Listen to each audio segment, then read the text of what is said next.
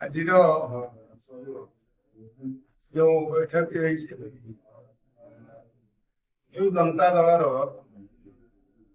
ପ୍ରମୁଖ ଭାବରେ କାର୍ଯ୍ୟରତ ଥିବା ସରପଞ୍ଚ, ସମିତି ସଭ୍ୟ, ଜିଲ୍ଲା ପରିଷଦ, ନାୟକ ସରପଞ୍ଚ, ୱାର୍ଡ ମେମ୍ବର ଏବଂ ବହୁ ସଂଖ୍ୟାରେ ସାଧାରଣ କର୍ମୀ ବିଜୁ ଜନତା ଦଳର ସେମାନଙ୍କର ଭାରତୀୟ ଜନତା ପାର୍ଟିର ଆଦର୍ଶରେ ଅନୁପ୍ରାଣିତ ହୋଇ ଆମର ପ୍ରିୟ ବିଧାୟକ, ପ୍ରିୟ ସାଂସଦ, ପ୍ରିୟ ମୁଖ୍ୟମନ୍ତ୍ରୀ ଏବଂ ଆମର ଯଶସ୍ୱୀ ପ୍ରଧାନମନ୍ତ୍ରୀଙ୍କର ଆଦର୍ଶରେ ଅନୁପ୍ରାଣିତ ହୋଇ ଭାରତୀୟ ଜନତା ଦଳରେ ଜନତା ପାର୍ଟିରେ ଆମର ସାଂସଦ ପ୍ରତାପ ଷଡ଼ଙ୍ଗୀ ବାଲେଶ୍ୱର ଏବଂ ସାଂସଦ ଅଭିମନ୍ୟୁ ଭାଇ, ଆମର ବିଧାୟକ ପଦ୍ମଲୋଚନ ପଣ୍ଡା ସମସ୍ତେ ଏଠି ଉପସ୍ଥିତ ରହିବେ ଏବଂ ବିଜୁ ଜନତା ଦଳରୁ ଯେଉଁମାନେ ଆସି ଏଠି ସାମିଲ ହେବେ ସମସ୍ତଙ୍କୁ ସେ ସ୍ୱାଗତ ଜଣାଏ।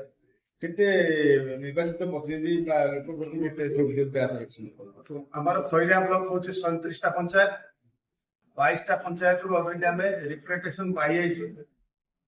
ତା ଭିତରେ ସରପଞ୍ଚ ଅଛନ୍ତି, ସମିତି ସଭ୍ୟ ଅଛନ୍ତି ଏବଂ ୱାର୍ଡ ମେମ୍ବର ଅଛନ୍ତି, ନାୟକ ସରପଞ୍ଚ ଅଛନ୍ତି, ସାଧାରଣ କର୍ମୀ ମଧ୍ୟ ଅଛନ୍ତି। ଆଉ ଯୋଉ ରହିଲା ଆପଣଙ୍କର 15ଟି ପଞ୍ଚାୟତ, କାଲି ସୁଦ୍ଧା ତାଙ୍କର ସେ ଚିଠା ଆମ ପାଖରେ ପହଞ୍ଚିବା। ଆପଣମାନଙ୍କୁ ଆମେ ସମସ୍ତ ଚିଠା ଆସନ୍ତାକାଲି ଉପରଓଳି ହଉ ନଚେତ ରବିବାର ଦିନ ସକାଳେ ଆପଣଙ୍କୁ ଆମେ ଦିଆ କରିବୁ। ଦେଖନ୍ତୁ ଆଜ୍ଞା, ଆମେ ମହାମିଳନ କରିନାହୁଁ।